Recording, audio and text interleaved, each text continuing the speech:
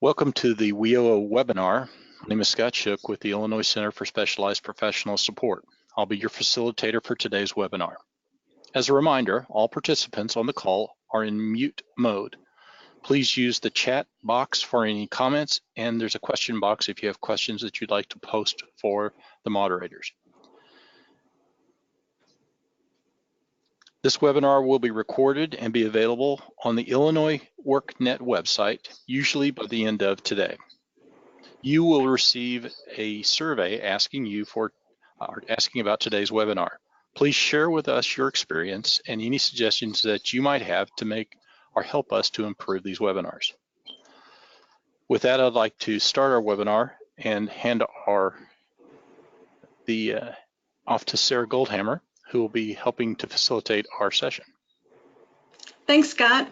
Welcome to Strategies to Implement Successful Collaboration Between One-Stop Core Partners. We're very excited today to have our three presenters. They presented this session at the Illinois WIOA Summit, and they are welcoming, or they were happy to come and share again today with a broad webinar audience. So thanks for attending. As Scott said, my name is Sarah Goldhammer. I'm from the Southern Illinois Professional Development Center. And so let me introduce and welcome our presenters and turn it over to them so they can get started. Thank you to Jennifer Serino from Lake County Workforce Development Board, Dr. Arlene Santos-George from the College of Lake County Adult Education Division, and Jesse Morales from the College of Lake County Adult Education Division. So let me turn it over to Arlene at this point and we'll get started. Next slide, please.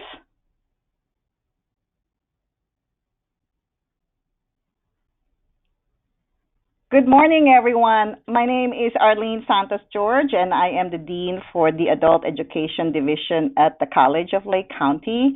I am here to share with you our experience in developing relationships and operationalizing how we collaborate with the One-Stop Center. So for today, I hope that you're able to learn something from our experience. We've been very successful as far as our relationship with the One-Stop Core Partners and specifically with the workforce development. So we would like to share our experience and let you know how does the Lake County Workforce Development Board operationalize the One-Stop Center, a WIOA requirement. And then we'll give you some examples of how the Title I and Title II and the rest of the other Job Center of Lake County members collaborate with each other. We'll give you two examples. One is through the ICAPs, and the other one is the TABE 11 and 12 testing. And then finally, just to wrap it up, I'll be summarizing what are the ingredients for a successful collaboration, and then we'll go on to Q&A. So with that, I am going to turn the floor over to Jennifer Serino. Thank you, Arlene. Good morning. This is Jennifer Serino with the Lake County Workforce Development Board. I'm going to start with a polling question to help us gauge the level of service integration in the audience. So if you could go ahead and select one, and then we'll talk about the results.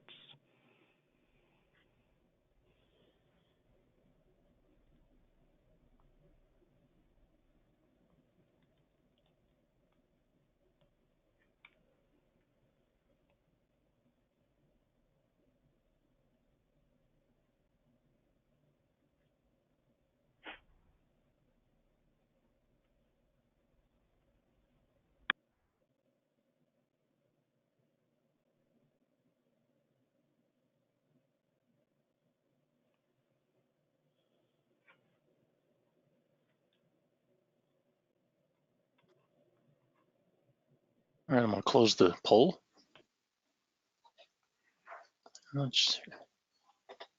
And share.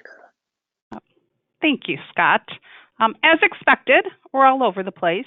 A lot, more than half of us have initiated at least one service of integrating services.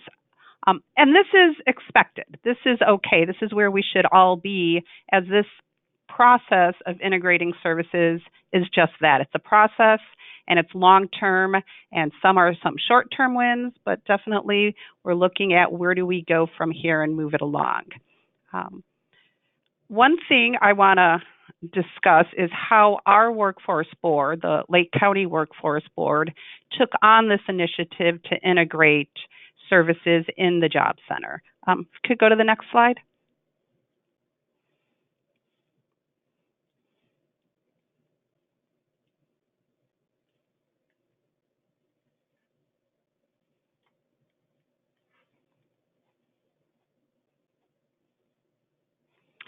So what our workforce board did here in Lake County is, as it's required through WIOA, there has to be work towards a level of service integration with the 4 core partners that are in the Job Center, as well as the required partners. The Lake County Workforce Development Board identified service integration as a priority in both the local plan that was developed when we launched WIOA, as well as a focus in their strategic plan. From the strategic plan, the Workforce Development Board identified a committee, the Operations Committee, and right here you see the goal of the Operations Committee. And this is a committee that takes on the role of implementing service integration. The Operations Committee is made up of both board members, Workforce Development Board members, as well as community partners. Every single partner in the Job Center is invited to serve on this committee. We could go to the next slide.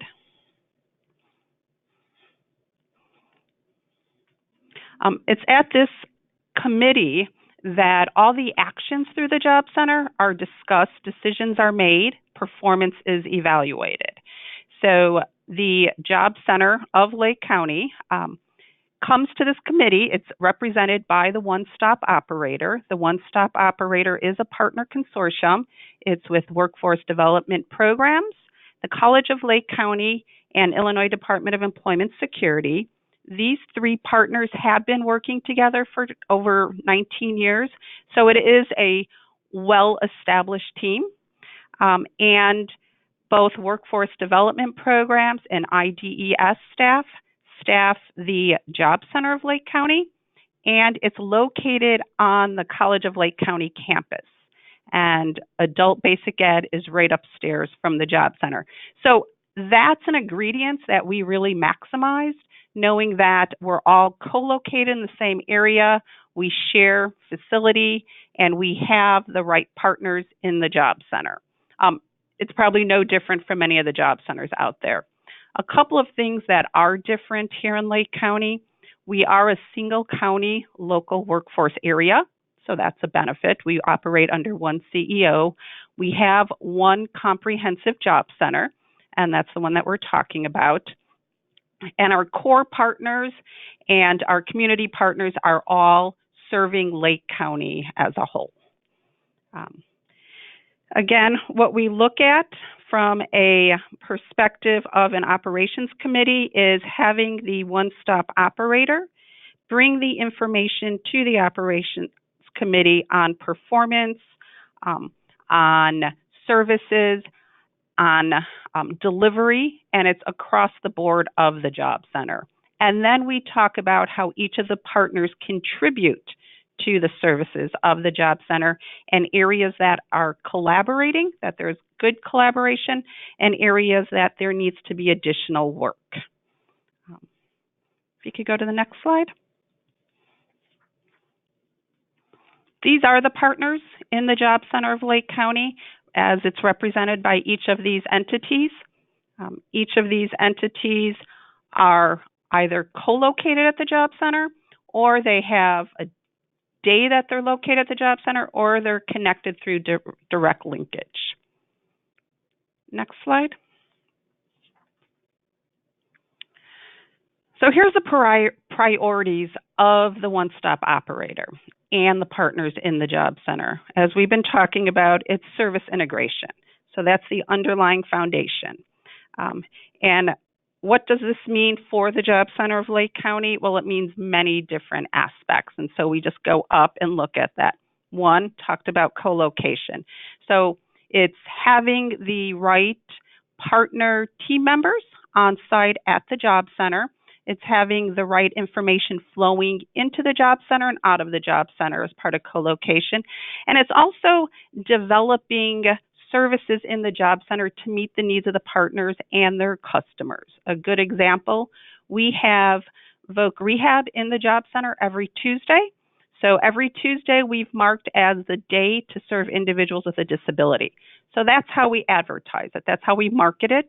That's where we bring employers in that day to meet individuals with a disability. That's where we bring in the additional resources that day. That's just one of the examples that we look at. How do we integrate partners and their programs into the job center? The next item that we have here is integration of business services. Workforce Development Program leads out the business services in Lake County. We have an exceptional relationship with the College of Lake County and our economic development arm, Lake County Partners. We share a database of employers, so we are all touching employers for the services that they need from us. And we're also visiting employers together. So we're the core group with business outreach. All partners that have a business outreach arm or representative, they're invited to be part of our group, and we share employer needs, at times employer connections, and often we share employer visits. We also bring employers into the job center based on what the needs of our partners are. So we're recruiting employers at the same time, bring them into the job center to do hiring events around the needs of our partners as well. As I said, all partners are invited to be part of this team. This is a work in progress. Not all partners are at the table right now, so we recognize that. And we continue to build on that and try to bring value to the partners around here's how we can contribute to the business service team, how they can contribute to the business service team. And then we talk about partner referrals. This has been a challenge. We don't have an automated system for partner referral. It's still paper-based. There's many reasons for that. We have tried various systems to bring our partners on board. Some have joined. I can say our community partners, such as our housing authority and our youth build programs, are electronically connected to us through the referral system, but not all partners are.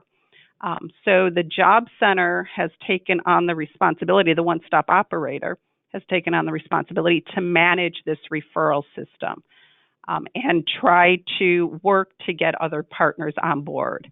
Again, it's a work in progress. I know it's system-wide, and we're continuing to look at other solutions that could best be served with the referrals. Cross-training, this is where we have excelled.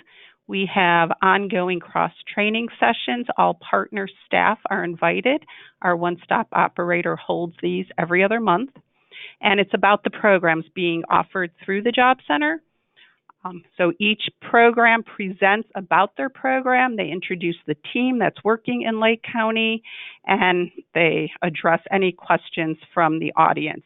We typically have between 20 and 40 partner staff attending these cross-training sessions. The other individuals we bring into cross-training are those resources that all of us collectively need to leverage to be successful. So we've brought employers to talk about what is going on in manufacturing, what is going on in healthcare. All partners are invited to that. We've brought the YWCA, who manages the child care in Lake County, to talk about child care. We've brought the Ubers and Lyfts to talk about transportation options as well. So that's part of the cross-training and accessing the various services. And then staff development. One of the key areas that our workforce board looked at and our one-stop operator has prioritized is our workforce development staff, our IDES staff in the job center do not have to be the deliverer of all career services in the job center. We can train partner staff to do the same type of work. So we have an individual on staff for workforce development that is certified in resume writing. So instead of having all partners refer the customers to her session weekly, we train our partner staff on the same tools that we utilize. So resume writing, we utilize the bring your A game. We've trained partner staff on various components of that job readiness tool. We've had training on mental health first aid for the partners as well. And training on services to individuals with a disability and a disability resource navigator. So again, we're building the capacity of all partner program staff in Lake County to be able to serve across the board and not just within the job center. So that was one of our initiatives with our board as well. How do we reach out to various components in the community with our partnering programs and not just always hub it within the job center, but that is the cornerstone of the programs.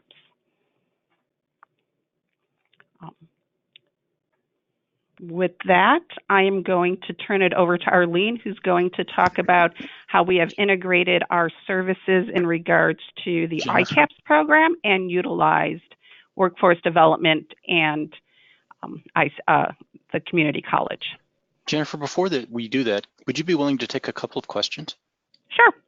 Okay, so we have a question about the database, and it says, what database do you use to share with your partners related to business services? We use Salesforce. Okay. The second question, who leads the business services team? And the question, OSO? So workforce development program. So it is the staff of workforce development. So that's the service delivery of Title I in Lake County, and that's who leads the business service, along with our economic development group, Lake County Partners. So that's a public-private entity in Lake County, and then also College of Lake County when there's an education component tied to that. Thank you very much. That concludes the questions. Thank you. All right. Thank you, Jennifer. For my part, I will be talking about how we are able to develop ICAPs programs in collaboration with the One Stop Center and also with the Workforce Development Board. So I would like to begin by asking 3 polling questions. So Scott, if you don't mind pulling up the first question. The poll is open.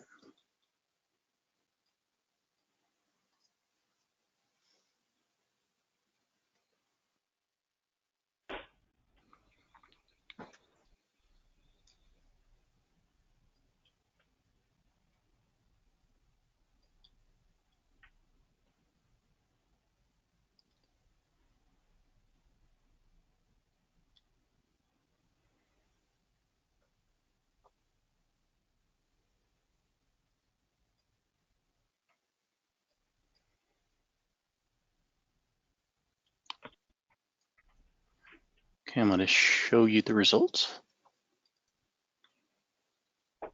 All right. It looks like things are going well in terms of percentages.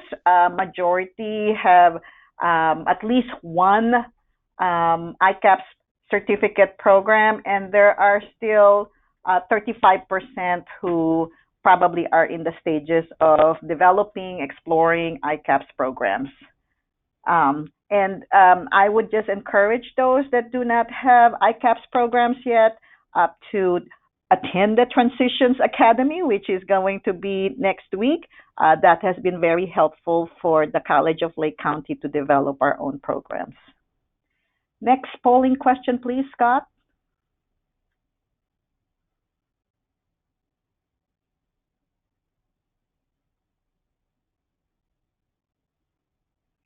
All right, the poll is now open.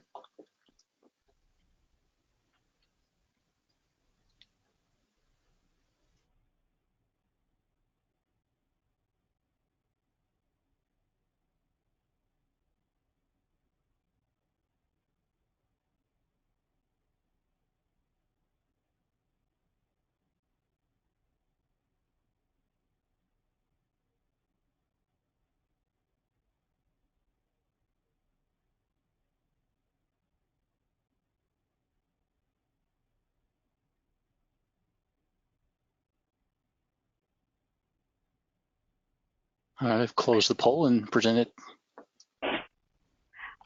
This is really very encouraging that 39% of the attendees today that they actually have found ways to collaborate with their one-stop center to offer ICAPS programs. And hopefully in this session, we will be able to illustrate how we do that. And also for those that do not yet collaborate or have no ICAPS programs yet, I hope that you'll be able to find out how we at the College of Lake County and the Lake County LWIA one, how we were able to develop a lot of ICAPS programs successfully together. So next question.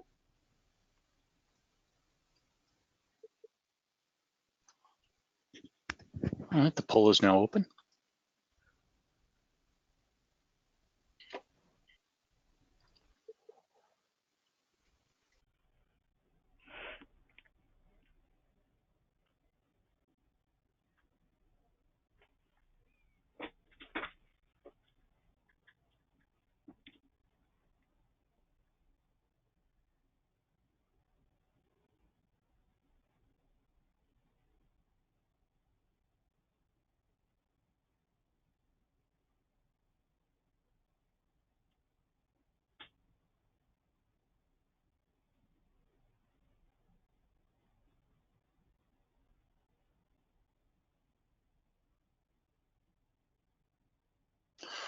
Okay, I'm going to close the poll. Poll is now closed. Wow, this is really very encouraging. I would say that if 14% of the attendees and their institutions have more than 30 students, I would say that this is a good sign that Illinois is experiencing some good success in its WIOA objectives of transitioning students to college. There are still smaller programs. I can see that. I would say majority still have, smaller programs, but I think there's a lot of support, especially from the Transitions Academy, and also there's a good network in the ICCB Adult Education Group that we can learn from each other. And hopefully through this session too, you might be able to learn how we were able to expand our ICAPS programs from 0 to about, I think right now we have about 72 students. So anyway, but the results are encouraging.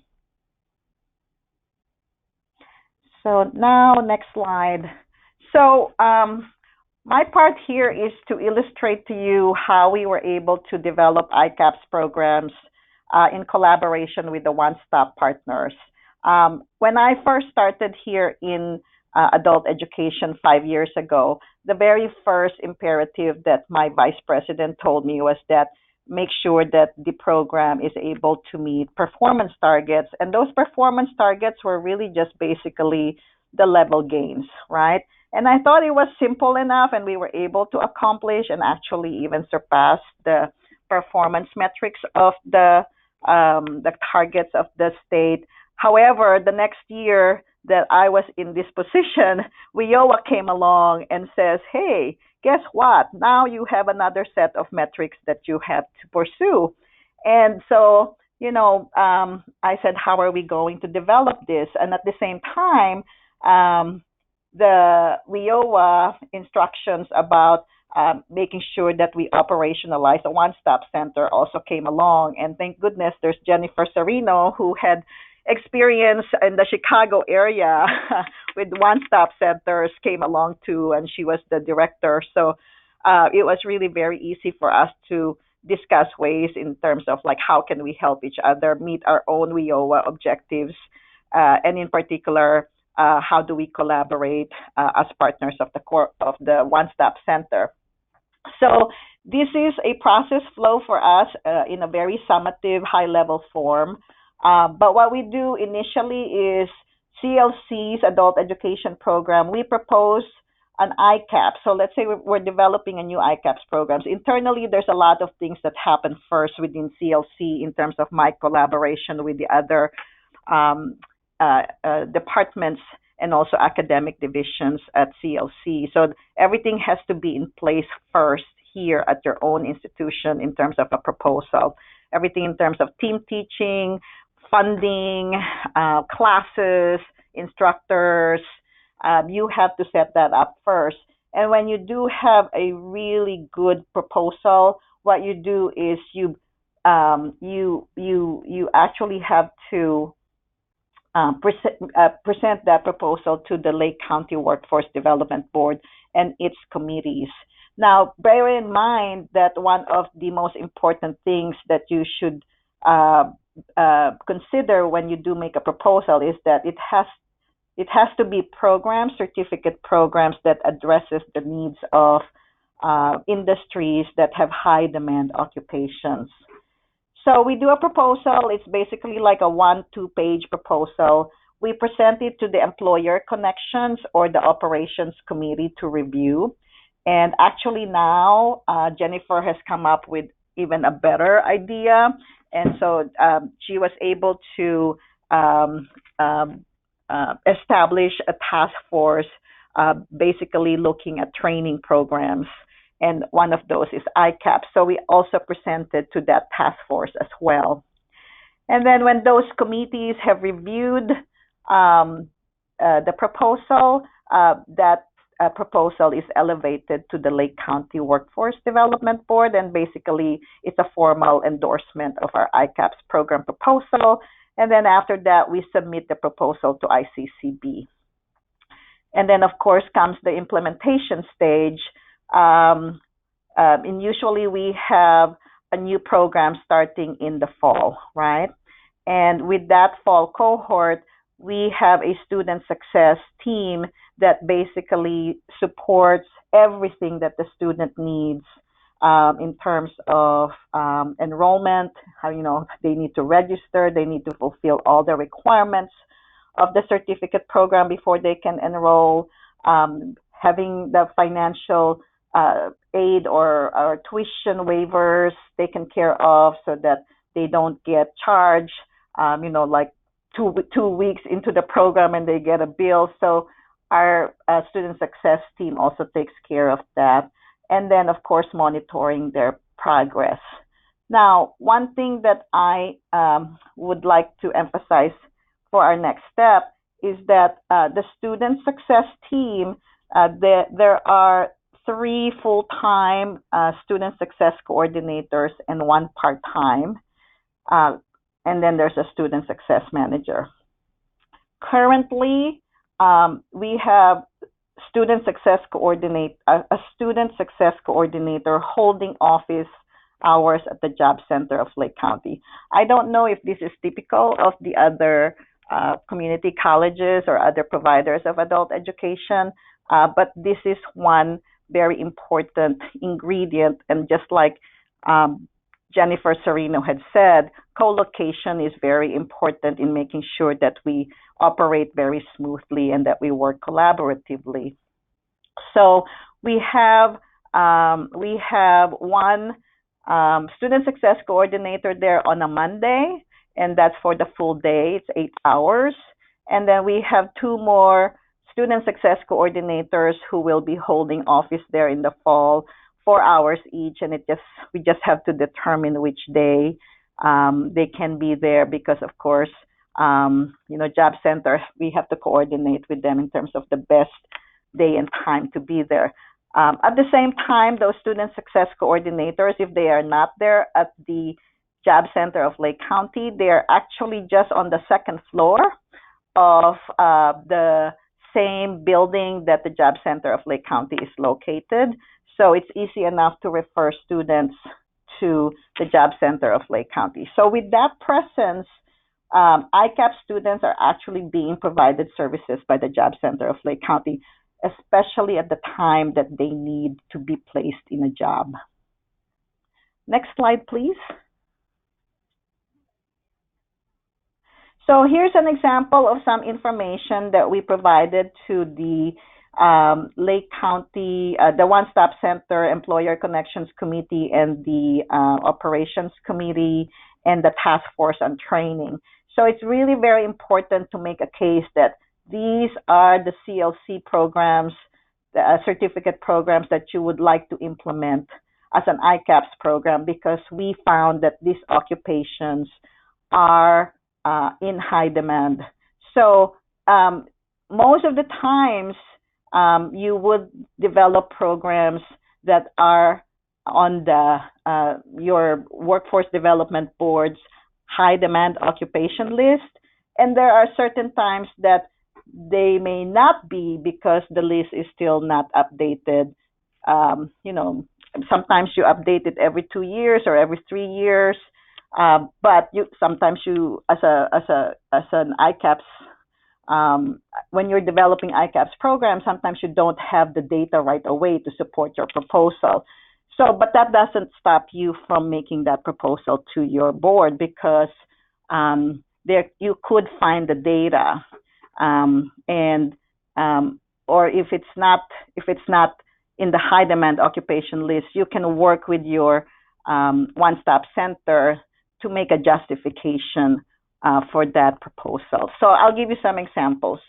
So here we propose for the 2020 academic year, we propose that we, in addition to the existing programs that we already have in ICAPS, we propose that we will have an ICAPS in administrative management and technology. And there are 2 certificate programs there. There's the receptionist and information clerks and the general office clerk certificate. For the computer information technology, actually there's also 2 certificate programs there. There's the Cisco networking and the desktop technician program. And then we also propose an automotive collision repair ICAPS, and then an early childhood education. So one of the things that I learned among my core partners is that when you make a proposal, you do not use the job growth rate. You actually use the annual openings. And this was really very helpful for me, because if I look at the job growth rate, they were like 2% or 3%. But the Lake County Partners, who is part of our Employer Connections Committee, says, hey, Arlene, you know, you can convince us better if you use annual openings. And so that was really great. And so when we look at annual openings, it was enough for them to be convinced that, yeah, this is a high demand occupation. Now, one of these new certificate programs that we are proposing, the early childhood education, that came from the community members who came to our program and said that, hey, we need help in providing education to a lot of workers out there at working at daycare or even having their own home daycare. And they cannot have the appropriate short-term certificate programs to be able to get their credentials. So unfortunately, though, that is not in the high demand occupation list, and it's also not in the, I believe, in the state list as well. But one very productive example of how we collaborate with the Job Center of Lake County is that, you know, between Jennifer Serino and I, we said we're going to be able to, request for an exception to, I believe, the DCEO to make sure that it's also in one of the high demand, not the high demand occupation list, but get an exception based on local conditions. So that is our agenda for this coming fiscal year, and I really look forward to it also being approved. So, but the other new programs, new ICAPS programs, they've been endorsed by the committees that we have already presented to. So next slide, please. Arlene, before we go beyond this, would you give us some background information about ICAPs, its overall effectiveness, and why it should be a focus of the local workforce system? Oh, ICAPs is it's a state initiative. It's called the Integrated Career and Academic Preparation System. It's a pedagogical and student development model that has already been tested in other states like Washington, I believe. And so Illinois is using that as a vehicle to transition students from adult education to college and the workforce. And it's all part of what they call an integrated education and training model, wherein students are being provided contextualized learning, and together with team teaching, actually helps the adult education students who, of course, who have different needs from a regular college level student. So adult education students started out with needing they have basic skills in reading, writing, math, and also a lot of our students have they're English language learners. So given that characteristic, it is really important to provide them with a successful framework or model to transition to college and the workforce. So ICCB is very gung ho about let's use the ICAPs program. So that's what we've been using. And is it effective? Oh my God, it's very effective. And it's not just effective just for the ICAP students, it's actually effective for non-ICAP students. And I can tell you how we do that. But in our ICAPs programs, graduation rate is at least 90%, and then job placement rate is also in the high 80s to 90s.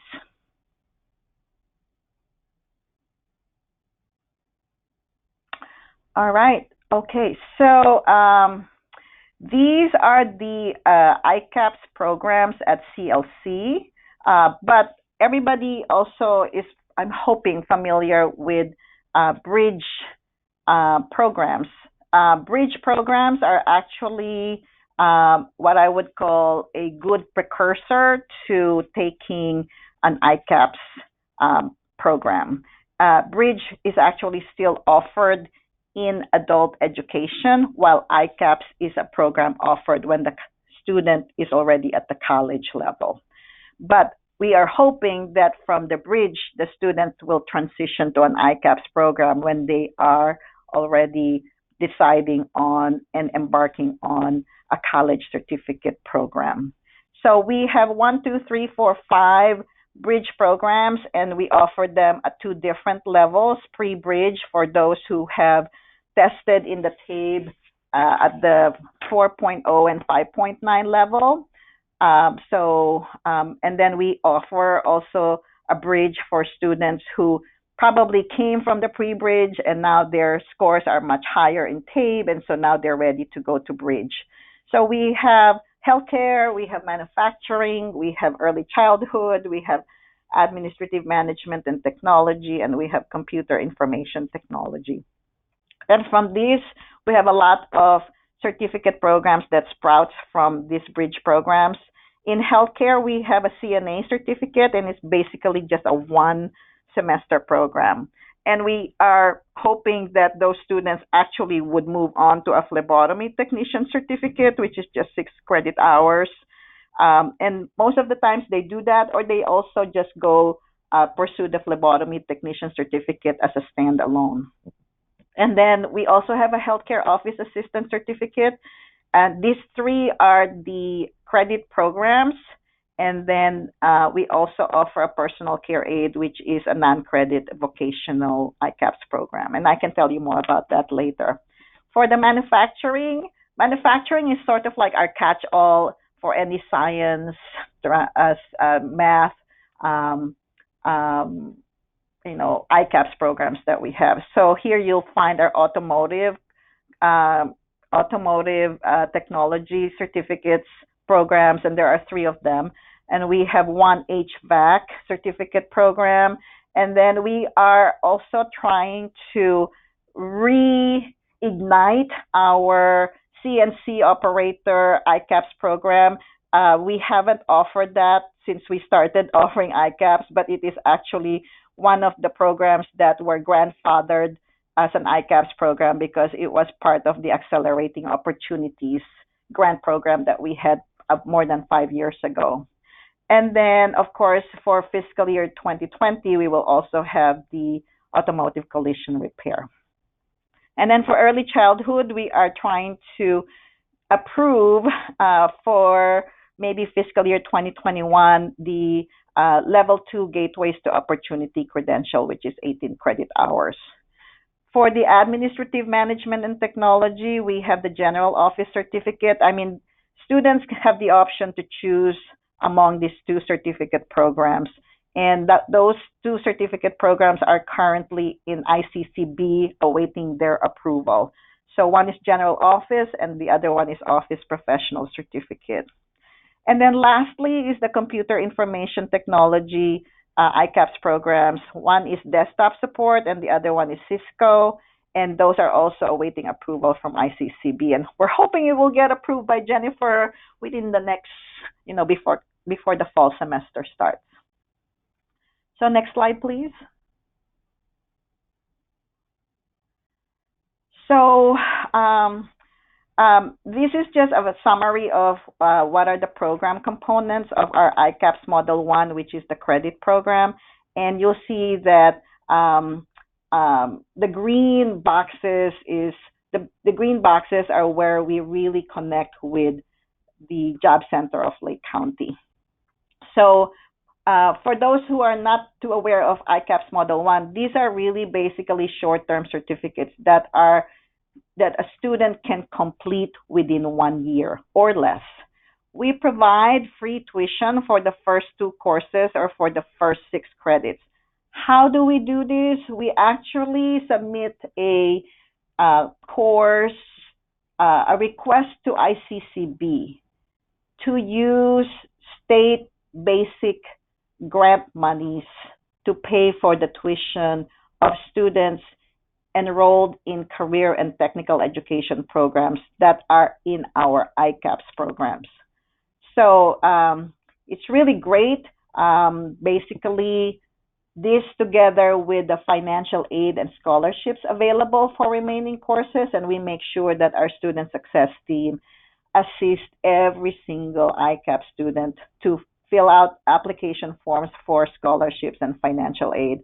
And I've worked with our CLC Foundation and our CLC Financial Aid to ensure that there are scholarships for our students, particularly those that are undocumented. So a lot of our students, they are provided scholarships because they are not eligible for financial aid. But we have what we call the Connect to Your Future scholarships available for adult education undocumented students. Financial aid, of course, is easy if they are eligible. And then we also provide free books and toolkits in the first 2 courses. And I use Perkins money for that. And fortunately, I'm also the Perkins administrator for the college. So we're able to allocate funds for basically a rental system for the books and the toolkits. And then one of the hardest factors to consider in developing an ICAP certificate program is, yes, there is a high demand for this particular occupation. And so this is the certificate program that you will need to be able to enter that industry. But the problem is the certificate program requires college reading and writing readiness as well as basic algebra readiness to take the first course, or maybe the second course would require those prerequisites. Well, I have arranged for free developmental courses. Basically, we make it tuition free for these students who would like to take, for example, computer information technology. The desktop support technician there requires CRWR and BAR. So we say, okay, in the summer before the fall semester, the students have to take developmental courses. And then, of course, everybody knows that ICAPs requires team teaching between the college, CTE, college and technical education instructor, plus the adult education instructor, at least 50% of the time, although I've heard now, I think that it's even less than 50% of the time. But at our institution, that is our policies, that they should be at least co-teaching, team teaching at least 50% of the time. And there's a lot of I would say, collaboration in the beginning when you're introducing a new ICAPS program. So what we do is to incentivize the college level professor and the adult education instructor professor to work together. We incentivize that by giving them some Perkins money as a stipend for the extra work that they have to do to prepare for their classes, and also to discuss ways in terms of how they collaborate. Sometimes the adult education instructor goes to the class of the CTE instructor and say, hey, can I observe you? I want to see what your style is and how you make sure that your students are learning what lessons you have for the day, and then what do we do in preparation for the class for the next week. So there are, you can't just say, okay, adult education instructor, okay, college CTE instructor, you guys work together. You really have to incentivize it. So I use Perkins money to provide them with a stipend for that. And then a support class is also part of the ICAPS Model 1. So we usually schedule that an hour before or after the regular ICAPS college level course. And what happens there is that it's not only the ICAP students who are being provided support by an adult education instructor in terms of homework, in terms of reviewing the lesson, or in terms of like preparing for an exam. But what happens is that the other non-ICAP students, because we combine an ICAP section with a non-ICAP section, so for example, it is keyboarding 1, for example. So there will be 2 sections there and they're combined. And the ICAP section will have a support class, but the non-ICAP section won't. But then what happens is the students from the non-ICAP says, hey, can we join you guys? And that's exactly what happened. And then for very, very difficult programs, like, for example, CNA, it has really has externalities, effects on the non-ICAP students. Their pass rate, their success rate, course completion rate is also very high because of the support that they give. And this is in comparison to the other regular college level courses found in those ICAPS programs. We also provide support for state exam preparation. And then lastly is the support from the student success team. These ICAPS cohorts, there are student success coordinators assigned to each of those classes or those cohorts. And the student success team provide the job search referrals and assistance through the Job Center of Lake County. Like Jennifer said, we do have a form, and it's only a paper form, but referrals are being made to the Job Center of Lake County depending on the needs of the students, housing needs, food needs, transportation needs, jobs most especially. And then the last thing is the employer connections. One of the ways that the Job Center of Lake County has helped us is to identify employers that we can work with. And so, for example, like for the CIT program that we have, we are one of the employers that will be hopefully be working with more, in the end is actually the Lake County Department of Health. So that was a referral made by the Job Center of Lake County for us to work with. And then one of the other ways that the Job Center of Lake County also is involved with our ICAPS program is that we actually have what we call job fairs. So we had a manufacturing job fair. I think it was not last year, but the year before. And we're going to do it again now in October as part of October Manufacturing Month. But the adult education students were actually given a lot of attention by 4 or 5 manufacturing employers, and there was recruitment that happened in that event. Next slide, please. Before we leave that, I do have a question that sounds germane. Can you tell us a little more about the free tuition for the first 2 courses? From whom and how do you get it? Okay, so ICCB actually has a form, and if you, I I mean, I can direct you. I can actually give you the form if you want to email me afterwards. But it's a form that you fill out and you identify the course that that can be funded by the state basic grant. And you just have to identify the course. You have to provide a description of what is the course, what are the objectives of the course, and then what certificate program does it lead to? Is it part of how many courses before you can finish a certificate program? And then you submit it to ICCB, and ICCB approves it. And then what you do is when you get your grant award, you actually allocate however much you need to fund the tuition of the courses that your ICAP students are taking. So, like for me, I allocate about $50,000 per year from the state basic grant that we receive from the adult education grant.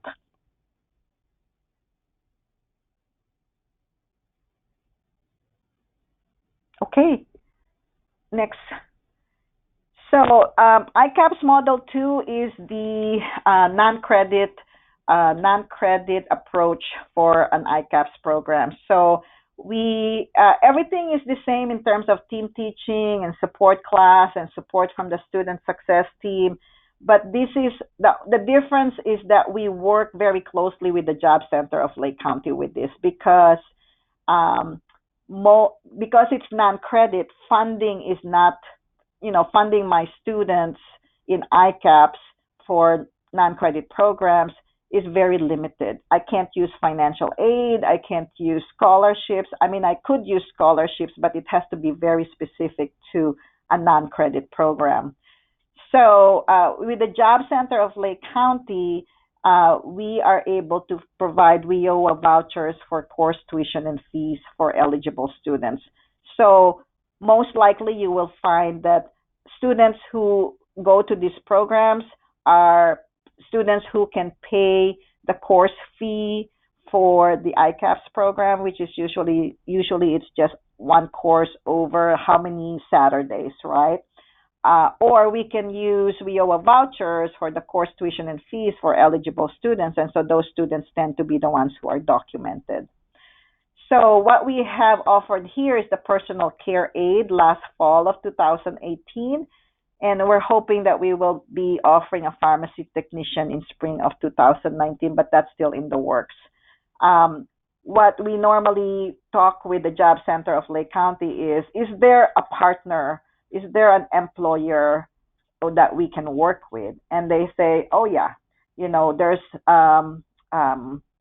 for the personal care aid, there was a paid internship available afterwards. And for the pharmacy technician, we're still working on that. And then, of course, on top of that, there's also job search referrals and assistance through the Job Center of Lake County. So part of the Job Center of Lake County, one employer, Life Care, I believe, is part of the Job Center of Lake County that we were able to introduce to them because we found. So this is also, as you can see, it's a two-way street. So we refer our students to the Job Center of Lake County, and then the Job Center of Lake County also make referrals to us in terms of like, here are the employers that you can work with. But it's also a two-way because we also refer our own connection. So like we have a connection with with Life Care. It's a personal care aid, a home health care aid provider, right? And we refer them to the Job Center of Lake County so that they can be part of that network. So, but Model 2, we really work with the Job Center of Lake County because the WIOA vouchers, we can use those. And then we work with our Workforce Professional Development Institute of the College of Lake County, which actually offers the training itself. And next slide, please. So here is our enrollment in ICAPs in fiscal year 18 and 19. We started with 41 in fiscal year 18, And then in fiscal year 19, we were able to go up to 72 for an increase of 31 and percentage change of 76%. What you can see from this data, however, is that, well, it kind of fluctuates. If you look at certified nurse assisting, we had a good start in fiscal year 18. Fiscal year 19, we were only able to get 6. HVAC is always very, very successful. Automotive technology is also successful. Healthcare office assistant, sometimes there's a struggle there. Well, actually, there's a struggle there because of the college reading and writing readiness requirements and basic algebra readiness. And then personal care aid, that should have an E, aid. We had 16 in fiscal year 19. But that's because it's just a very short program. So they're all very interested. And it's low cost, $199 for a course that runs like how many Saturdays from October to November, I believe. So recruitment is going to be very, very challenging. But for me, if I can diversify my ICAPs into so many programs and I'll have at least 5, 6 in each one of those, that's how you can grow your numbers. And I believe this is the last slide. Oh no, I'm sorry. We have the student success team. This is just a slide that tells you what they do. Just in summary, they basically help the student with goal setting, college and career planning, filling out the college application, registering for their classes, applying for financial aid and scholarships, giving referrals to advising and counseling, making sure that our counselors are paying attention to our ICAP students, referrals about tutoring, test-taking preparation, coaching, making sure that they're always pumped up, making sure that they never have any doubts about what they're doing. And then lastly, job search referrals and referrals to other agencies if we need to, but that's usually through the job center because we have that unified referral form. And then making sure that they complete their their ICAPS program. And then next slide is telling you that, next slide please, job search assistance from the Job Center of Lake County. They provide resume preparation. We work with them in making sure that our students know about the job fairs, or we actually have job fairs that are very specific just for adult education students. Job Center of Lake County also helps them with job interview preparation, online job search, and of course, internships. So that concludes and these are just pictures of our students who successfully were provided assistance by the Job Center of Lake County. So that concludes my presentation. And I turn this over to Jesse Morales.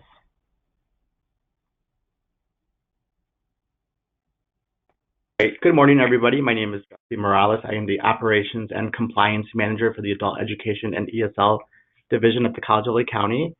And I am going to talk to you about one of the hottest topics of fiscal year 19, which was TABE 11-12, and how the Title I and Title II partners integrate the services in regards to TABE 11-12. I just want to give you a little bit of some back information. So in December 2018, any adult education and family literacy provider was required to, or in January 1st, 2019, any AEFL provider was required to transition to TABE 11-12. Our Workforce Development Center partners also originally had the same date, but then they got pushed back to July 1st, 2019. And so in September 2018, our One Stop Center actually hosted a training. They brought the Digital Recognition Corp representatives, so DRC, they're the ones that facilitate the TABE 11-12 online and paper tests. They brought them to the site and they invited CLC to come join the training. So I'm going to stop there, and if Scott, you could put up poll number 5. And if you guys could answer this, does your local One Stop have staff available to accommodate the TABE requirements for Title I programs?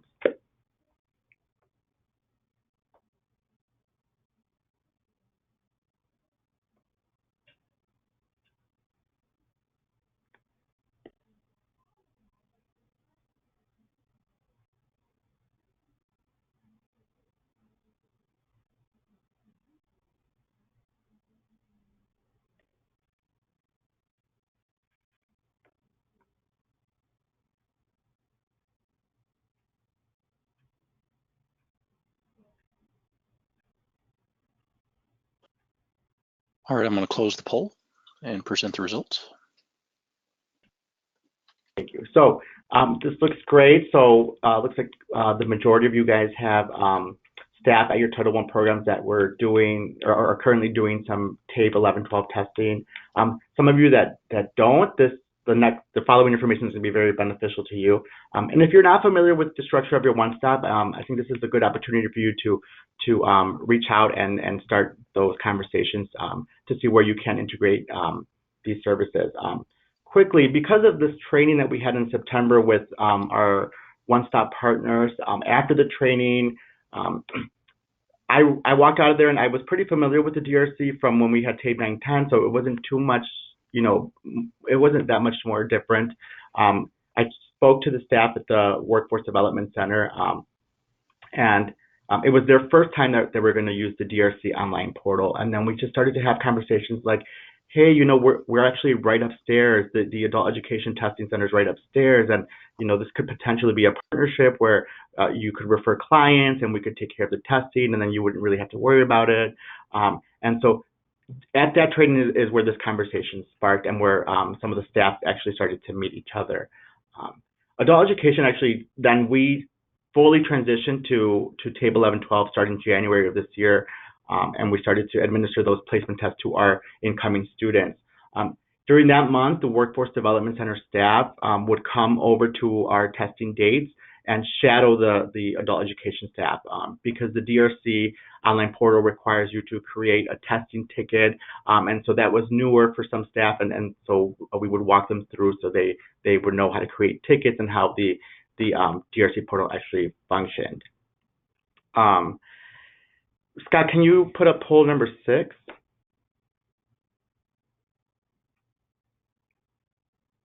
And then which format of TABE 11-12 is your program using?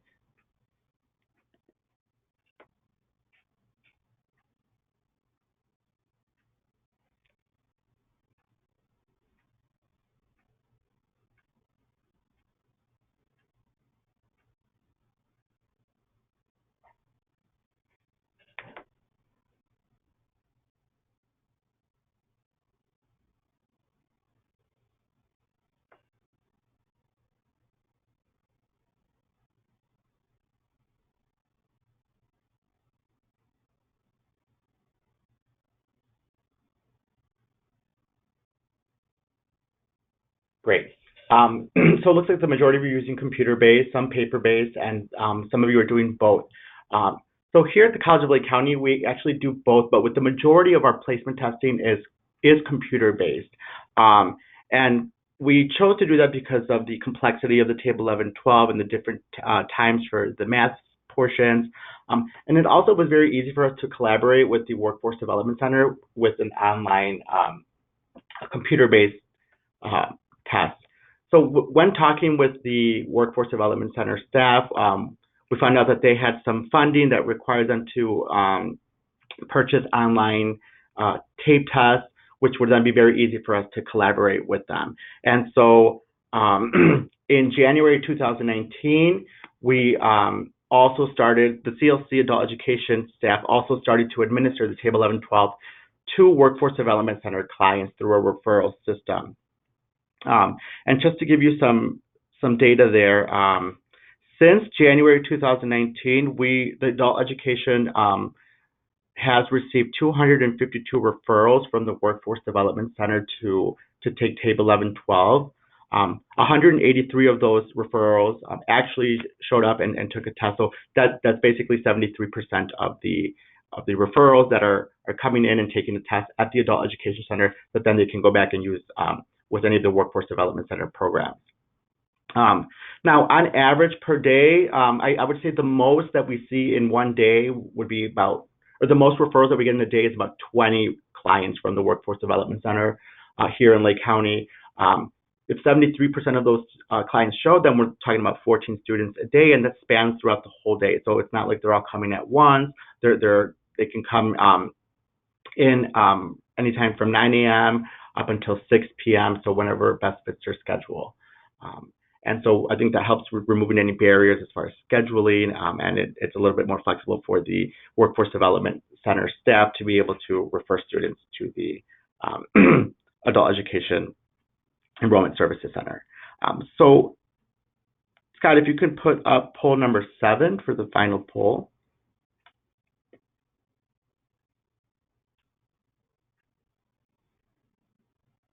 So my local AEFL provider or adult ed provider has staff available to accommodate the TABE requirements.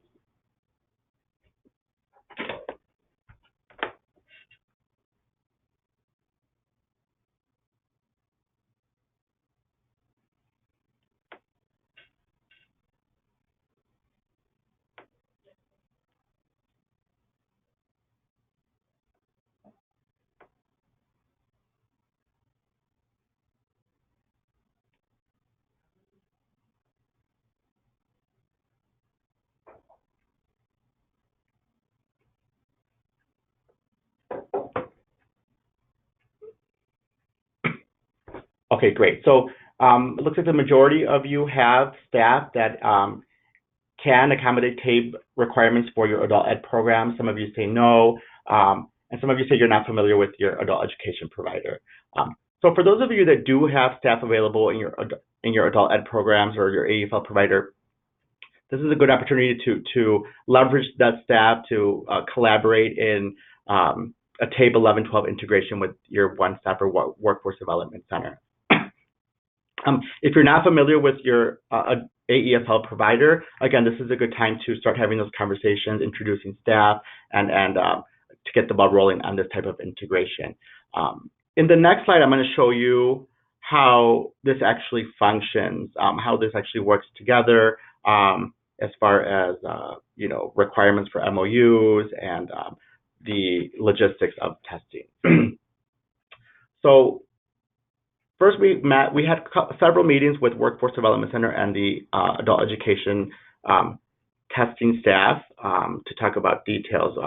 We put together a memorandum of understanding to lay out expectations and responsibilities for both parties, which also included a data sharing agreement, because obviously we're going to be sharing testing data for the Workforce Development Center clients, and so that needs to be addressed. Thirdly, at CLC, we were originally thinking that the testing center that was on the second floor of the Job Center of Lake County would be the testing site, but then after further discussion, we then expanded it. The Job Center of Lake County is on the east side of the county, and so we then were able to expand this collaboration to the west side of the county at our Grace Lake campus. So now we're able to offer Workforce Development Center clients the TABE 1112 at both the east and west ends of the county. And how do we do that? So we have 2 dedicated CLC staff, and when I say dedicated, I don't mean that they solely do this TABE 1112 for the Workforce Development Center. They're just like the contact points. So we've identified 2 staff, one that works from the west site, which is Grays Lake, and one that works at the east site, which is the Waukegan campus, for CLC, that will communicate with the Workforce Development Center staff. There is one dedicated Workforce Development Center staff that will then communicate with both the CLC staff. Now, I do know that the Workforce Development Center has 2 staff that are trained in doing referrals. One of them is the main one, and then there's also like a backup in case the main point of contact is out of the office or something like that. And so how are the referrals made to the adult education provider? So what happens is the workforce development staff will compile a list of students that will be going to the Waukegan, which is the east side of the county campus, to test, and they will send that to myself and to the dedicated staff at the Waukegan campus about a day before the testing session actually happens. Same thing happens with the site that's on the west end of the county, which is the Grays Lake campus. The dedicated staff at the Workforce Development Center will send the email communication to the Grays Lake campus staff and to myself for all the clients that will be coming to the site to test a day before. Now, we have set aside specific testing dates. For now, it seems to be working well. So at Waukegan, which is the east side of the county, we are providing TABE 1112 for Workforce Development Center clients on every Thursday.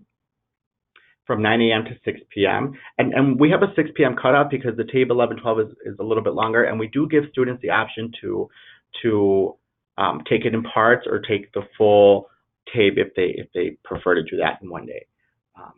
Now, here at the Grace Lake campus, the testing days for Workforce Development Center clients is on Mondays. So Mondays at Grace Lake and Thursdays at Lakeshore. We are able to accommodate additional clients during the week if there's a particular case where they can't make it on a Monday or a Thursday. So we're very flexible with that. And then the list that the Workforce Development Center sends the CLC staff, it actually has the client's name, and then it has the what we call the ticket information for their test. So the Workforce Development Center staff did do the TABE 11-12 training. They are still putting in their own clients into their DRC portal, which is the portal that facilitates the TABE 11-12 online, and they are still generating the testing ticket. And so they then send that over to the testing staff at CLC. The testing staff at CLC is then able to get those tickets printed, and when the client shows up to the testing center at CLC, they give them the testing ticket, they sit on the computer, and then we proctor the test. And once they're done, they go back to the Workforce Development Center staff, and then they are able to look up their results right through their own DRC portal. So the CLC staff is actually not looking up score. I mean, we have the ability to, but we're not actually looking up scores for the clients. We don't have to input any of their information into the DRC portal because the Workforce Development Staff Center does that on their end. And so it's a very smooth process where clients come in, they're given the instructions for the test, they test, they finish, and then they go back to the Workforce Development Center. I think this is a good model because the Workforce Development Center staff, they're also doing, to some extent, some case management. So taking the testing burden off of them is nice because it frees them up to do other tests that they can be useful with their time. Now, maybe some of you are asking, okay, so you had clients coming to CLC taking a test, and what are you guys doing with because the testing, each test administration does cost money. Because the Workforce Development Center has their own DRC portal and is able to create their own tickets, they're actually paying for their own test administration. So CLC has, our finances are completely separate as far as paying for tests. Clients will come over to the testing center, they sit down and test, and that will not actually deduct any of test administrations from the CLC bunch. It'll just deduct it from the Workforce Development Center. So it does keep it completely separate if that's any cause of concern there. So that's in a nutshell how we made this work. It all started with some staff kind of talking about it, and then having some meetings and involving Jennifer and then Arlene to get the ball rolling on this. And so as of today, it's been very successful. The testing staff here at CLC says it's very manageable to do. There are some days where it can get a little busier, but overall it's very manageable. And we're looking forward to continue doing this type of work. And with that, I'm going to hand it over back to Arlene so she can do some wrap up.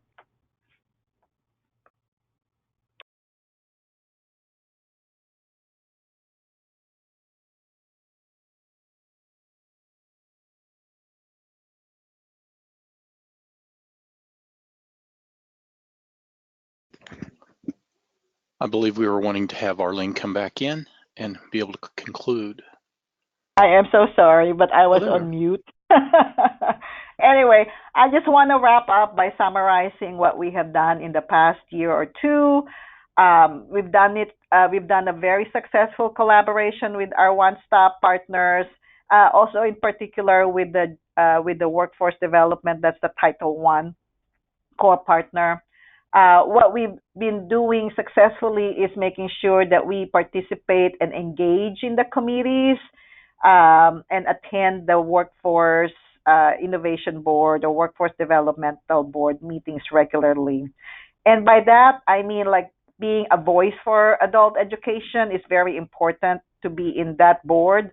And in the committees as well, I participate in the employer connections as well as the operations committee as well as the task force on training. And through those committees, we are able to generate ideas for, how do we integrate services such as the one for TABE 11 and 12, and also such as the process that we have developed for ICAPs. And that's very important too, that you have a process for ICAPs review, because that is one way to make sure that you have your workforce development board and the members of that board and the members of the different committees actually connect with you and make sure that what you're preparing for or what you're developing actually really meets the needs of the workforce and the labor market in your county. And then co-location is very important. That's why we say provide direct services at the one-stop center. We don't have, I mean, we also have off-site services, because we do have a phone that is there at the one-stop center that a client at the one-stop center just goes to that phone and it connects directly to our adult education enrollment center. But it is really very, very advisable to have your staff there given times of the week, Mondays or Thursday, depending on what you whatever you can allocate given your staffing. But it's really very important. One advantage is, of course, you are able to answer questions right away. If the client of the one-stop center is somebody who's needing basic skills in reading, writing, or math, you are there to answer their question right away. And then seek ways to integrate services such as the tape testing.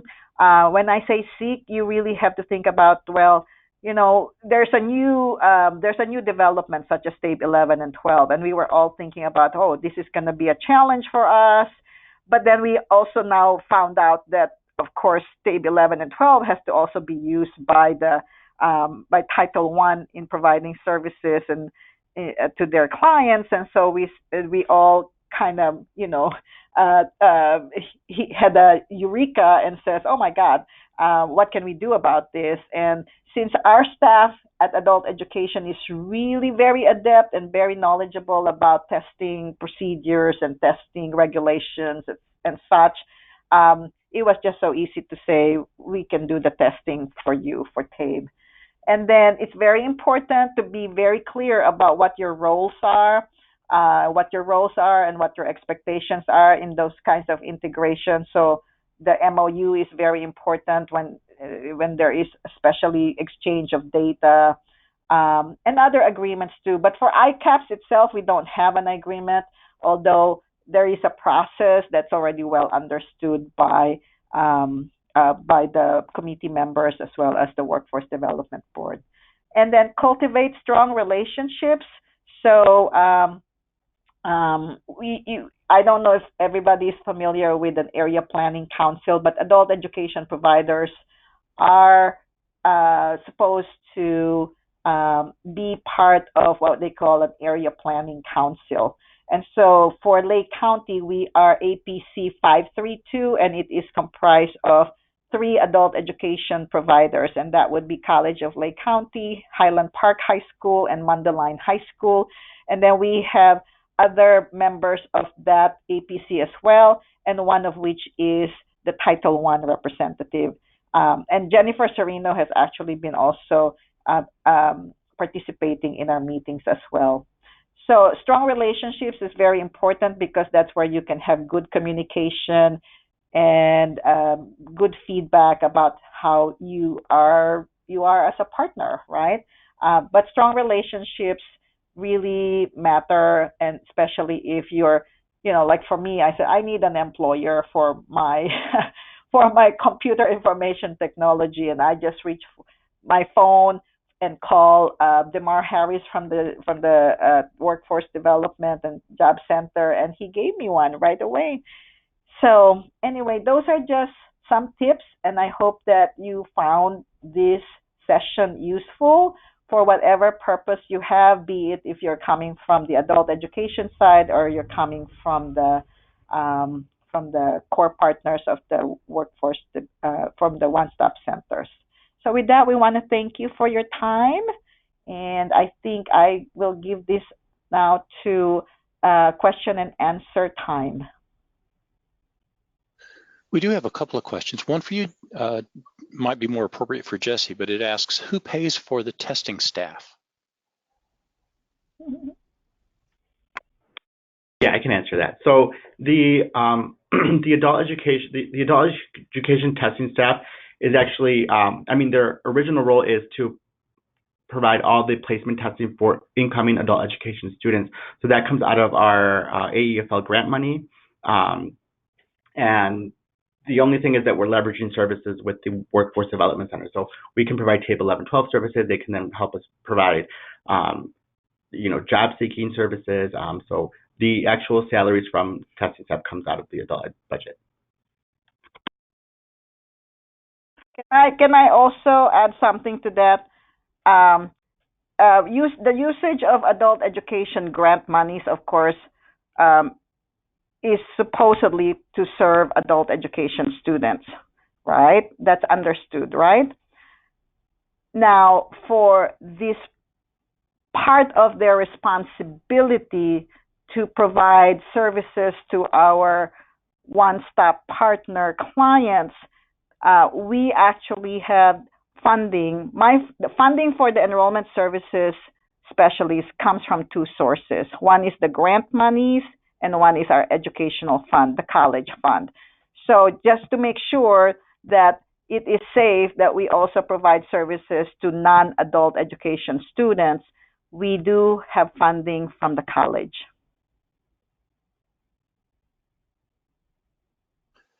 Arlene, there's a question that might be appropriate for you.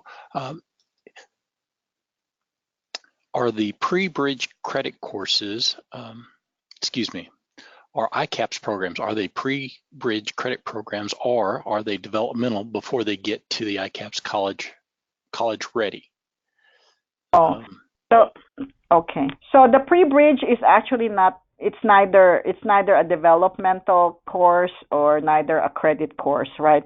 Pre-bridges are what I would call adult education classes that they call it bridge to manufacturing, for example. So these are ESL students and also ABE, ASE students all together. And what they do is they teach the basic skills in reading, writing, math, and computer literacy, but it is contextualized. It's contextualized, let's just say healthcare. So we have a bridge to healthcare or a pre-bridge to healthcare. And what we do is we have books that, let's say a book that teaches vocabulary that is used in the healthcare field. So that's reading and speaking, right? We have number problems, math problems, but they deal with, let's say, conversion of, let's say, from metric to English, and it is using measurements that's commonly found in the hospital. So it's not developmental. It is an adult education course.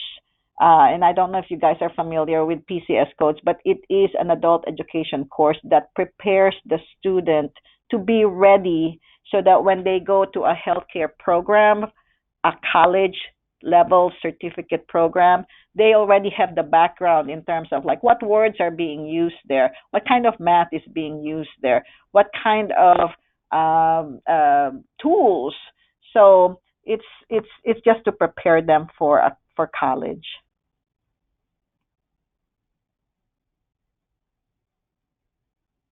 Thank you. That concludes all of the questions that we have.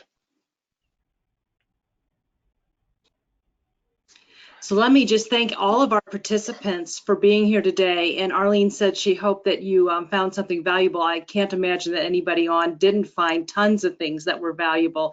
Thank you very much for sharing. So I want to thank our presenters again, Jennifer Serino, Dr. Arlene Santos-George, and Jesse Morales. Thank you for sharing. Arlene, you did mention at one point that people could email you, and I'm realizing at this point that your email address isn't there. Is that something perhaps you could provide for Scott so he could, if you're willing, put it in the chat, and then he can make sure that anybody who wants to hang out for a little bit and get that they are able to. Okay.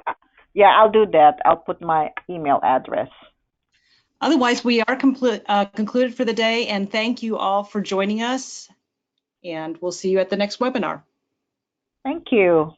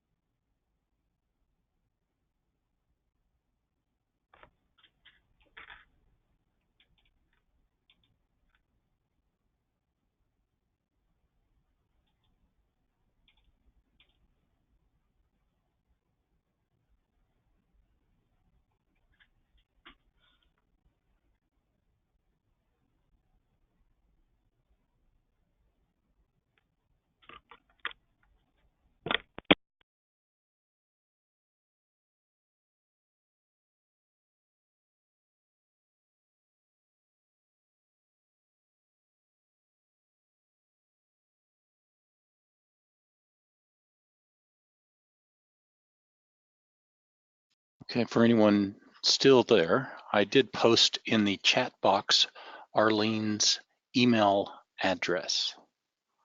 You should have access to that.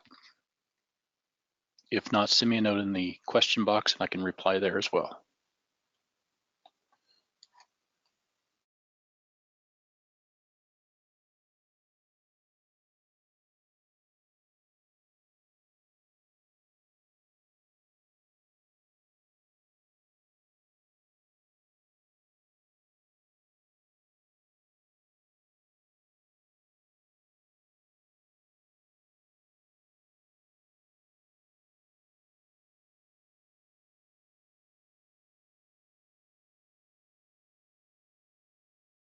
With that, I'm going to conclude this session and thank you for attending.